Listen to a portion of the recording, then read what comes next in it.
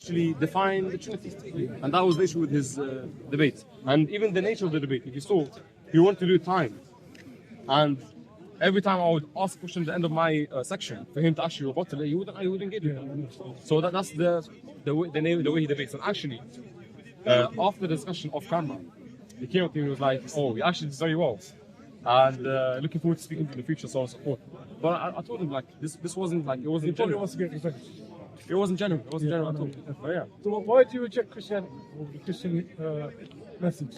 Well, as a Unitarian, I'll probably approach this differently. But from just a general Christian perspective, I believe that Christ never taught what modern day Christian teaches, aka the Trinity, so on and so forth. But specifically from a Unitarian lens, pertaining to the crucifixion, the resurrection, what we would simply say, just give me a second. There's some water. No, it's okay. Is the concept of God being just, right? So we affirm that justice has a meaning, and that meaning is fixed. That meaning doesn't change. God is always just, right? And for him to sacrifice a son for the sins of mankind, I believe this is unjust, right? It's unjust in every way, shape, or form. So upon that reason, I believe that the concept of sacrifice, whether divine or human, would entail like an issue. And I believe it does contradict the Old Testament as well. Okay, so would you agree that we cannot speak on behalf of God, we can only speak on what God has revealed to us? Yes. Okay. Yes. So would you agree, according to the Torah, the way God atones for the sins of the people is through blood? Not always. Because we see in the book of Ezekiel, and we see in the book of Psalms, I believe. Before we get to Ezekiel, because the foundation of any Jewish belief is the Torah. Yes. So none of the prophets can go against the Torah. That's the foundation. So if you even could find a scripture in Ezekiel that goes against the Torah, any Jew would reject Ezekiel as a false prophet. That can't happen. I'm not saying there is a contradiction. Right. I'm saying hypothetically. You understand? Yeah. So I'm saying according to the Torah, Leviticus 17:11, it says blood has been given as an atonement for your sins, for the people's sins. Okay. Yeah?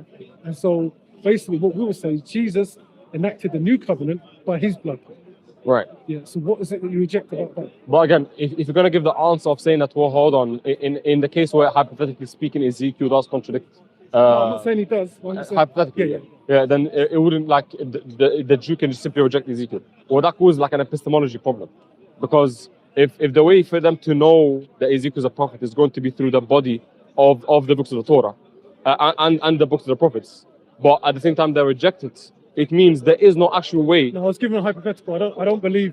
But I'm saying that hypothetical can never follow through. So if they can have a contradiction, which again would say, or would be the answer to why I'm not a Christian, right?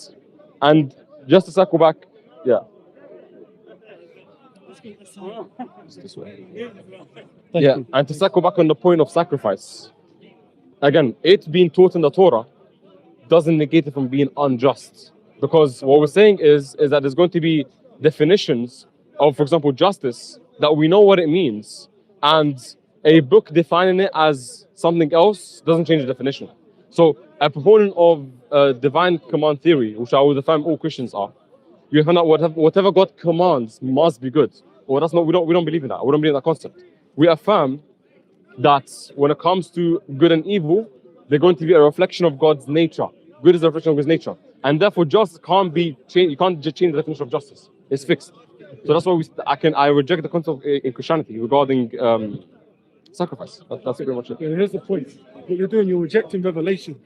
I don't believe Torah, like the Torah as well today is revelation. I don't. You don't believe the Torah is revelation? No. Okay, so according historically, the Torah that Jesus would have read and believed in and was taught is the Torah that we have today. Would you agree with that?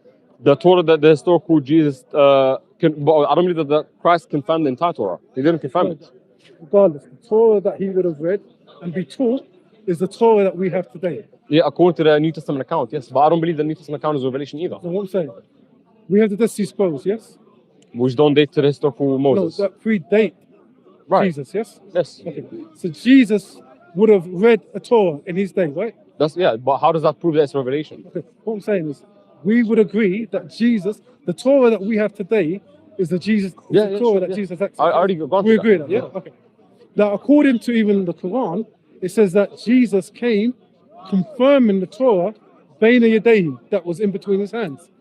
I disagree. Okay, give your interpretation of that and I'll tell you why I disagree. How do you understand the word Musaddiq? Musaddiqan, we just affirm that it's going to be like a general confirmation. We don't affirm it's going to be like an absolute confirmation. That's our position. So we agree that the Torah we have today is the Torah that Jesus was reading. I'm saying that from a Quranic standpoint, when he's confirming the scriptures, it wouldn't be absolute. Okay. So that's the same way that Muhammad confirmed the previous scriptures, but it's not absolute confirmation. So the historical Jesus, how do you get to know what he taught, what he believed? Through corroboration of reports, through the historical critical method, through looking at different principles. For example, the principle of embarrassment, the principle of charity, the principle of corroboration, so on and so forth. All these methods, we can look from an inductive basis to know what Christ did. But that falls outside the realm of revelation. Because when we're talking about revelation, you said you're going to prove that Torah was revelation. Well, how did you prove that? Just from saying that Jesus had it. Here's the point. Here's the problem. You're making a claim that we don't have the Torah. No, I'm saying that. I'm saying we don't have the Torah that Moses had. That's what I'm saying. Okay, based on what? The lack of evidence. Lack of evidence from what? You don't have corroboration from Moses. You don't have an old tradition from Moses to know what he taught. You don't have that. Jesus affirmed that Torah. That's fine. How does that prove that that the Torah that we have today is the same one that Moses had? Because what does it mean to be a rabbi in the first century? To be a rabbi. To be a rabbi is to have a specific role in the synagogue, obviously. Okay, a rabbi. Interpreting scripture. A rabbi is somebody who teaches from the Torah. Yeah. Yes. Okay. And a rabbi affirms that Torah. Fine. Okay. Jesus was a rabbi to be a rabbi. Okay. So that means he affirmed the Torah. How does that prove? Again, how does that prove? First of all, that the Torah was revelation. Yes. And I must accept it. That's the first thing. And second, how does that prove that whatever he affirmed must be what Moses had? What's the argument for that? That's the argument. We know what the Torah looked like before Jesus. Yes, we agreed. Yes, but you don't know what it looks like at the time of Moses. You don't know. We're talking about Jesus. Yes, you have it. The Torah for Jesus. Jesus was a rabbi. Yes. Yes. So he would affirm that Torah. Yes.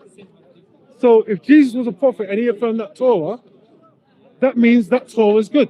Yes. Are you asking from a Quranic standpoint?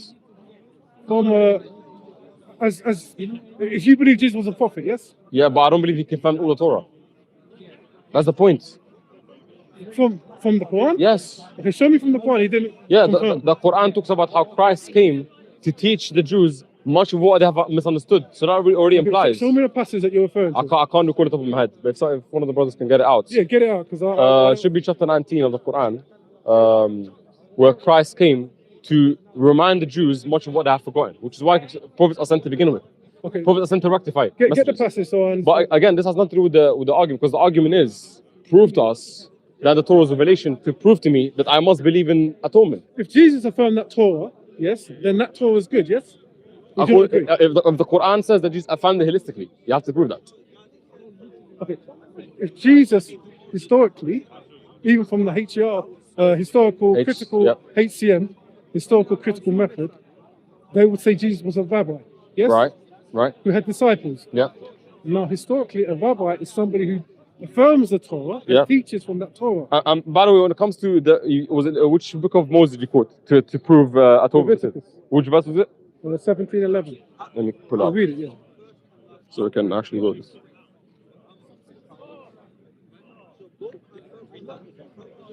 It's freezing. You got that passage? For the life of flesh is in the blood, and I'm given to you to make atonement for yourselves on the altar. It is the blood that makes atonement for one's life. So how does this verse show that every sin, just like Paul teaches, that every sin requires atonement for sin, and the punishment for sin is death? If you read the context, if you read Leviticus 16, okay, it talks about have all their sins being atoned for. 16 verse what? 16. Let me get the passage.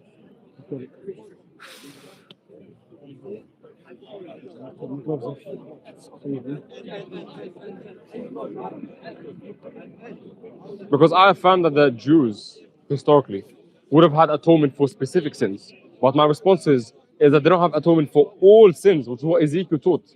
Ezekiel taught that God could forgive without sins. We can get to Ezekiel, and I think obviously most Muslims that I know misread Ezekiel. We can get to that. I can show you the verse and you can tell me what you think of it. Yeah, no, we can go first to Leviticus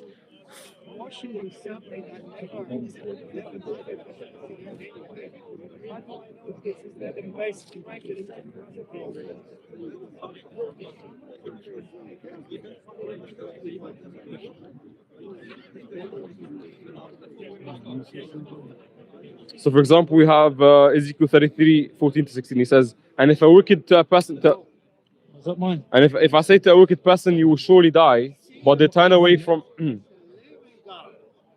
You want me to put it on? Yeah. So, Thank you, appreciate that, bro. no worries.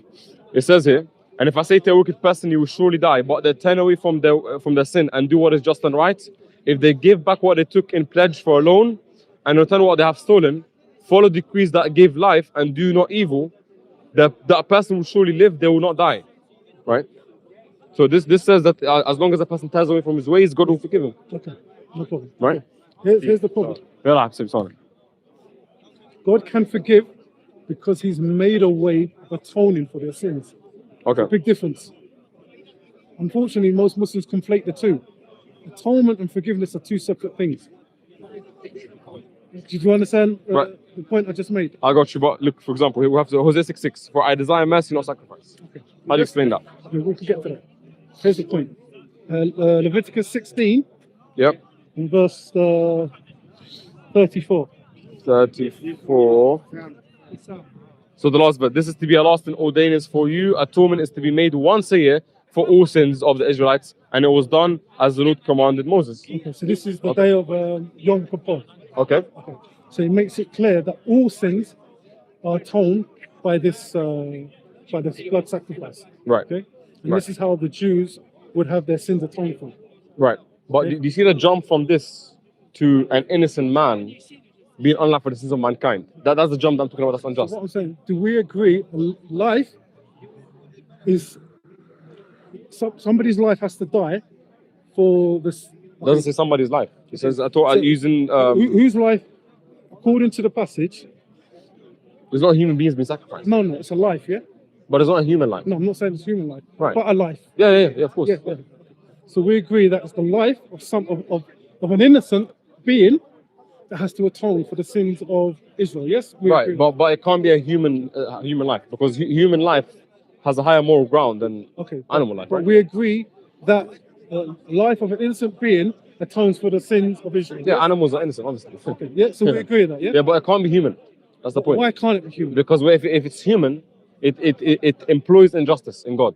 Because I got you. Because humans have a higher moral ground than animals. Okay. And if God unalives a human being without a justification or without a good reason, or if we would say unjustified, if he's innocent, that is the definition of injustice. I can give you the definition of injustice. 1 second.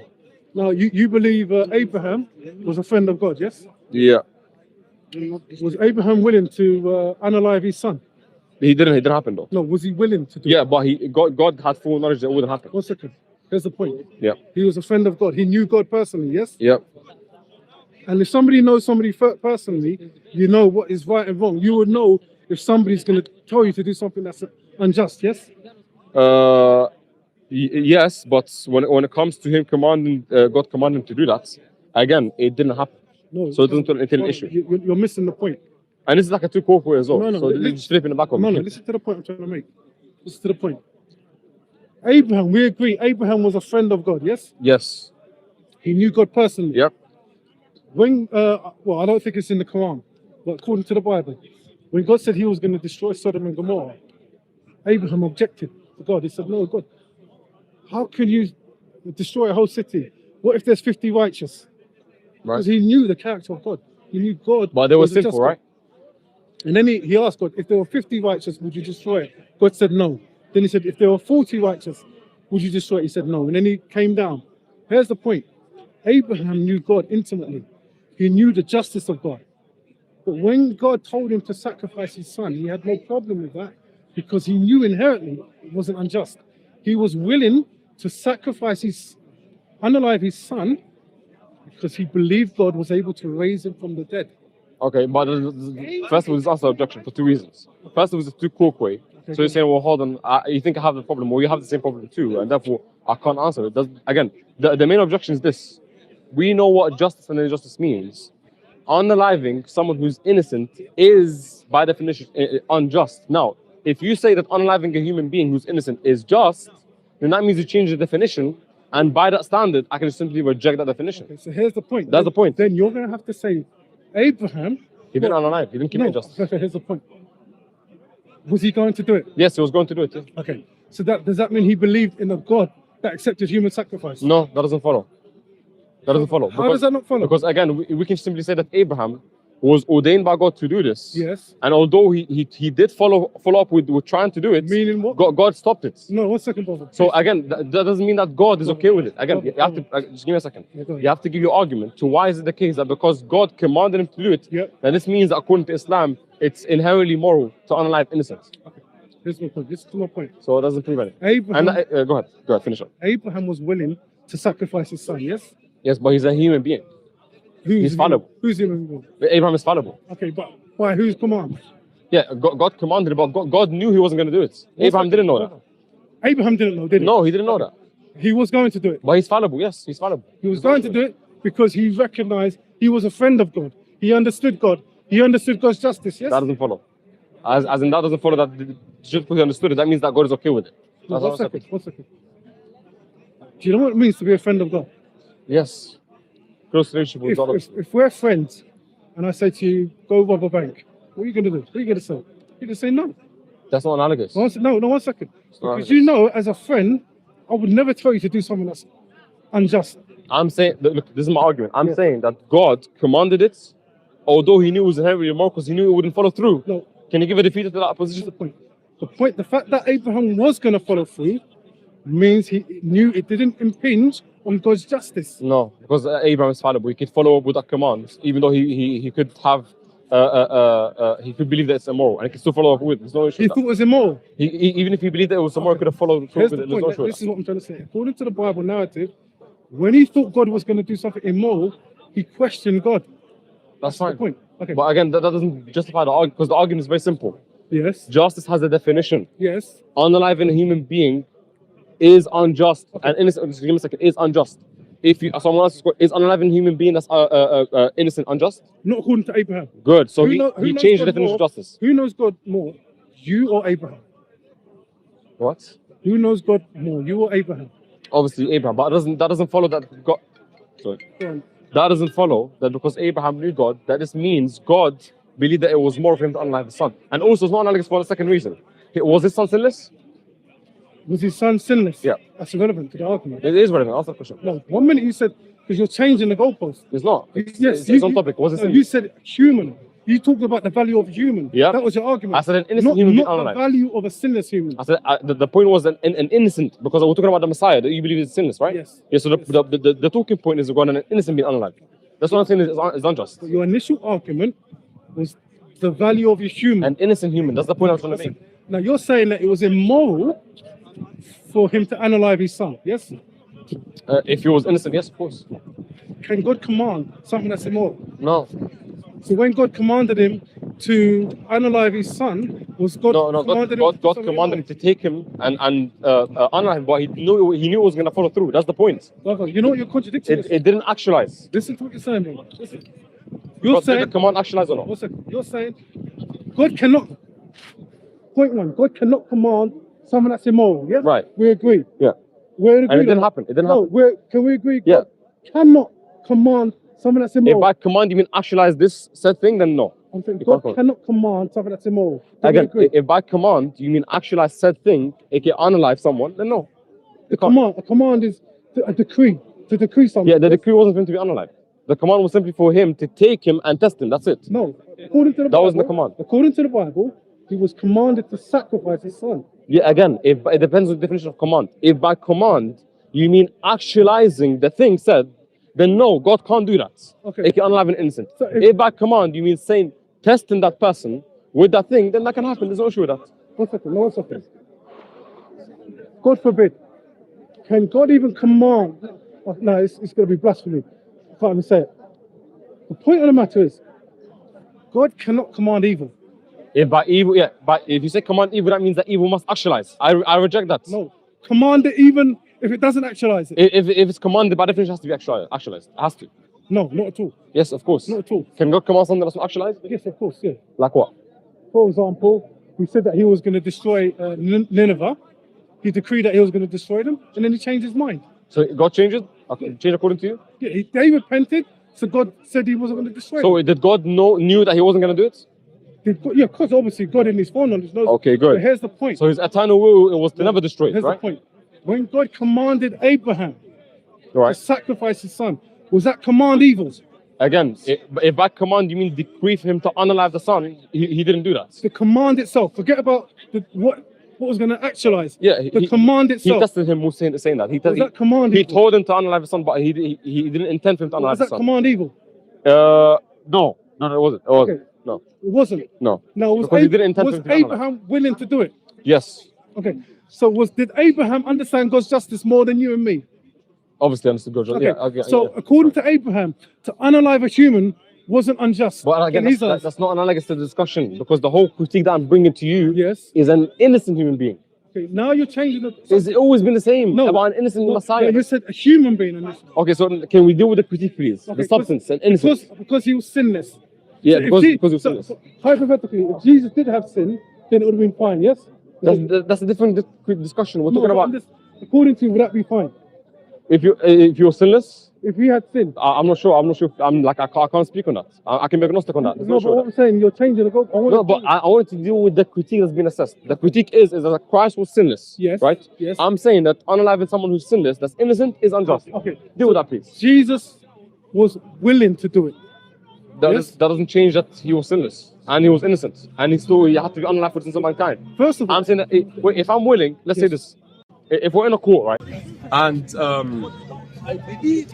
there's a criminal committed sin, he unalives as a baby, for example. Yeah. And I come along instead of the criminal and I say, although I'm innocent, I'm gonna take on the charge of this guy. Is that fair for the criminal? it's not analogous. Is that fair for the criminal? No, it's not analogous. It's not fair, right? No, but it's not Give me- analogous. Give me the symmetry break. Here's the point. Now, if you give your life is over. What happened to Jesus? Jesus was raised from the dead 3 days later. So where's the sacrifice? Well, that's the Christian message. His blood atoned. Right. Yeah. So what So we're saying, him coming back to life has nothing to do with it. what we're saying. What does that got to do with it? Point number one. According to the Torah, it is the blood that atones. Yes, do we agree? Brother, I don't think you understand what analogy is. One second. Step by step one. According to the Torah, the blood is what atones for the sins Yeah. of Israel. Yes, Yeah. we agree. Point number two.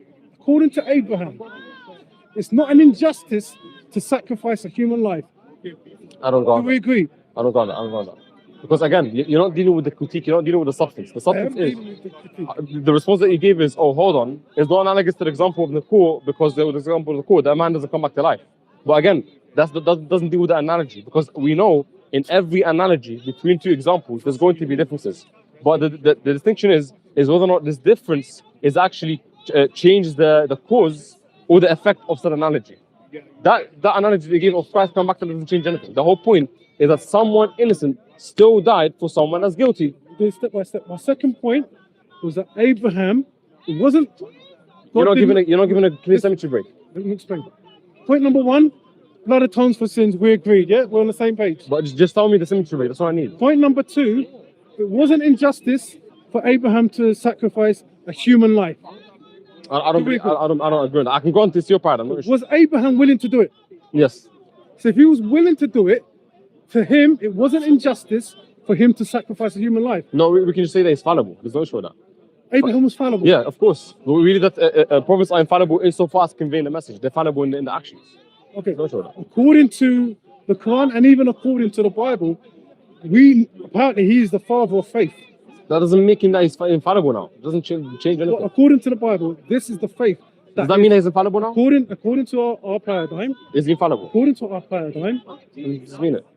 according to our paradigm, this it says Abraham believed God, and God accounted to him this as righteousness.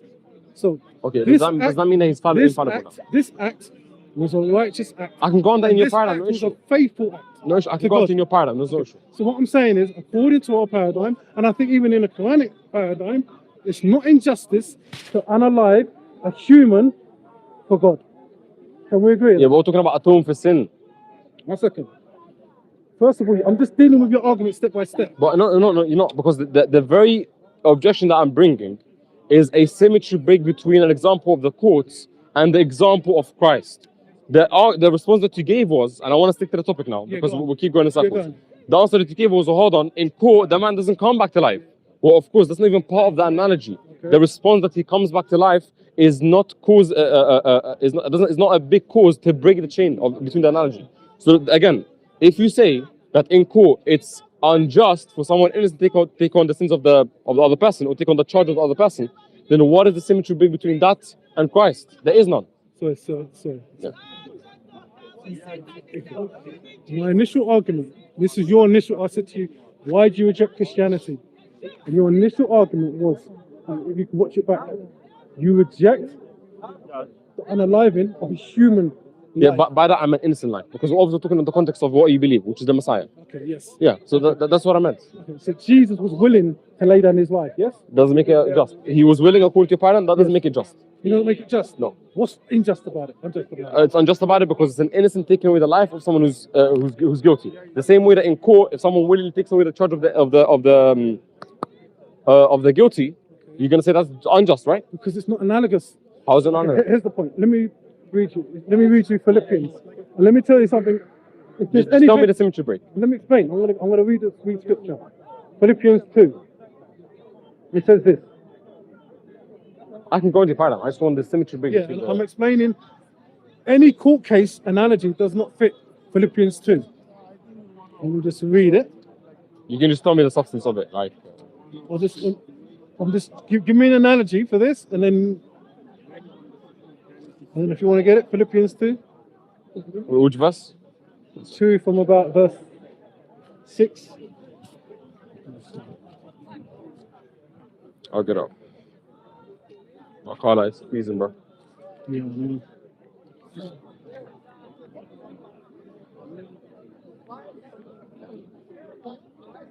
we'll make it from. I'll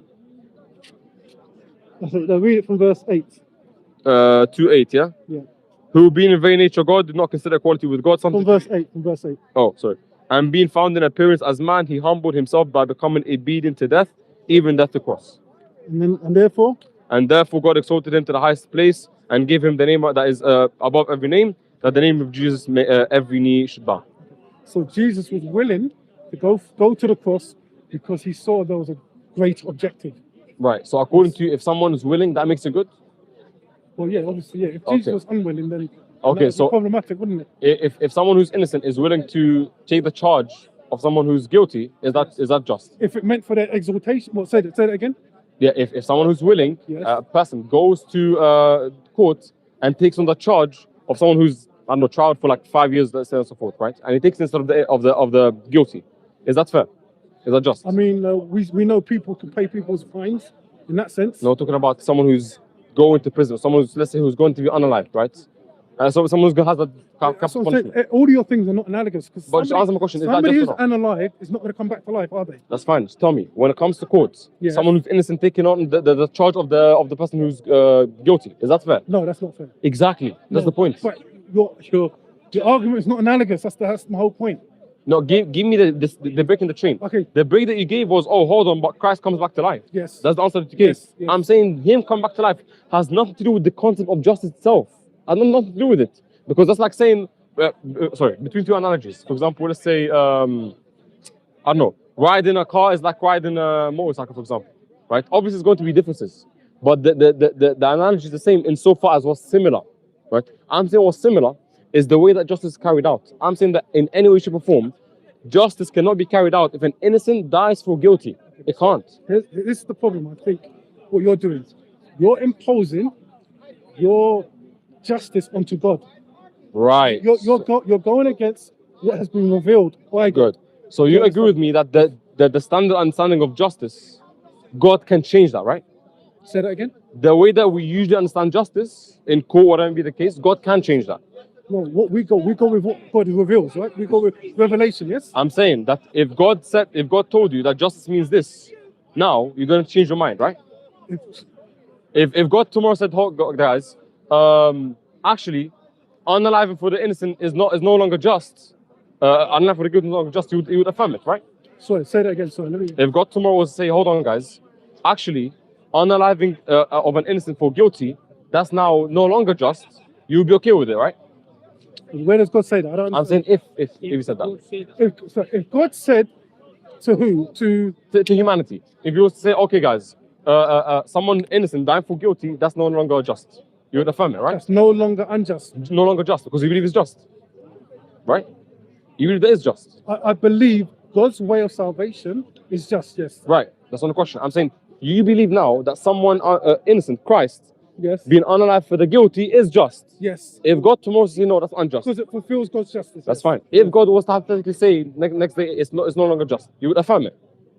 Right? If he said it wasn't just, Yeah. but then that would be going against his nature. Again, the point I'm trying to make is Yeah. this: that definitions don't change. Definitions are set, meaning that just because your paradigm teaches that this is just and it's okay, Yes. that doesn't mean that we now have to change the definition of justice. It's fixed, and it's always going to be the case that someone innocent dying for guilty is unjust, even if your paradigm says that it's good. That's the point. And if you come and say, well, hold on, I go what God says, that means you're changing what justice is, and therefore you're rejecting the basic audio definition that we all know. That's the point. That's the critique I'm bringing. I'm not really following your critique. I'm really not following your critique. I'm saying God has revealed through scripture that the life of an innocent can atone for the life of somebody. Yes, we agree with that. Yes? I'm saying that this is unjust. Do That's we the agree with point. that? According I to can go- according to the Torah. The Bible can say whatever it wants. Yes. I'm saying that the Bible contradicts dictionaries. The Bible contradicts what justice means. That's the point. Your sense of justice. No, and the standard definition of justice. No, but your sense of justice. Okay, your sense of justice. I don't think it's unjust. You do. So that means it's subjective, right? No, it's not just. It's subjective.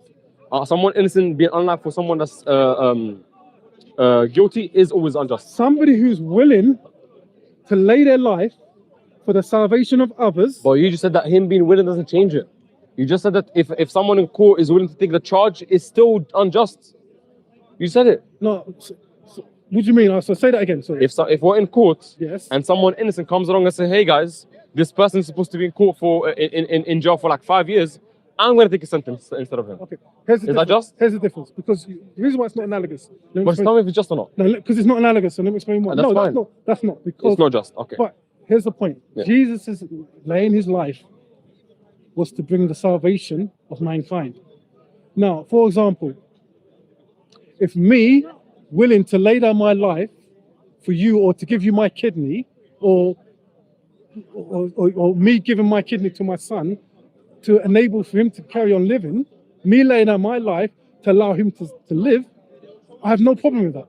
I would willingly do that. That doesn't answer the objection, brother. No, because- but that's what Jesus is doing on the cross. again, He's bringing about salvation. No, I know you believe that, brother. hey, hold on. I one know you second, believe one that. second. So what I'm saying is, what you're arguing is this analogous to what the Bible teaches. Okay. And what I'm saying, what Jesus did on the cross is a bit like me giving my heart, my kidney, my liver to my son to enable for him to live. No. Do you follow the argument? Yeah. I'm following, but again, The way you're compartmentalizing what Jesus did is analogous to what we understand what Jesus did on Yeah. the cross. I understand what you're saying, but I understand your position. Follow. But again, the whole point of it is that, for example, we said the example of the kidney and the child, That's right? more analogous, right? Would you- No, because you're not giving away your life. You're simply giving a component of you. I'm saying that. Okay. On So the- even if that meant me, if I had to give my heart And that's to my son, Yeah. are we willing to do that? And that means me giving my life.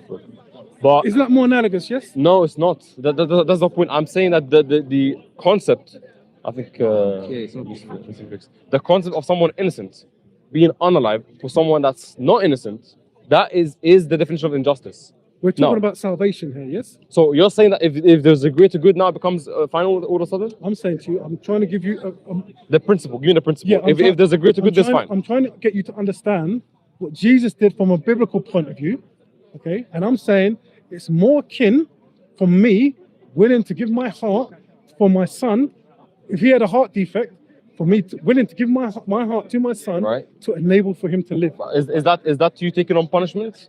It's not me taking on punishment, but So it's not that's me. analogous. That's me sacrificing my life. Yeah, but that's Jesus. not taking on punishment. You believe that the cross was to take on So punishment. now punishment wasn't part of the salvation. It's his blood. No, that but he brought took about on the salvation. punishment of a man, right? No, but that wasn't part of the salvation. His punishment is not what brought about salvation. It was his blood. Right, I understand. I understand, but again, the example that you gave doesn't deal with the fact that the point of injustice, the reason why I'm saying it's unjust is because Christ was punished for mankind. Okay, so now you're bringing in a different... Let's do last 2 minutes. Yeah. Here's the point. Let me explain something about Jesus being punished and whatnot. We would say, even most Jews would say the Messiah, most Jews believe in a Messiah son of Joseph and a Messiah son of David. Okay. Now, if you understand about Joseph, there's a lot of comparisons between Joseph and Jesus. Now, what happened with Joseph, as you probably know, his brothers sold him into slavery. Yeah. Now, that was an evil act, yes? Yeah. That was an evil act. Yeah. But what Joseph said to his brothers, he said, what you meant for evil, God turned around and made it good. Okay. So what we see, even in that evil act, even in that punishing act, Joseph became the salvation to his brothers. And this is what we say is what by Jesus laying down his life, that evil act, the evil that people did by punishing him, persecuting him, that God turned it around and brought about salvation for mankind. And that's my last point. You can. No, yeah, it's fine. So again, his response is simply going to be that, look, we see that there's a greater good in Christ being sacrificed for humanity. Well, that's fine. But again, the whole point of the critique is that granted there's going to be a greater good, it doesn't change the principle that someone innocent should never be unalive for someone that's faulty. And he gives the example of giving the kidney. Again, the kidney doesn't deal with the principle of punishment. So again, the critique still stands, but I appreciate the discussion either way, and hopefully we can have more discussion. Nice talking to you. Thank you. Thank you so much. Thank you.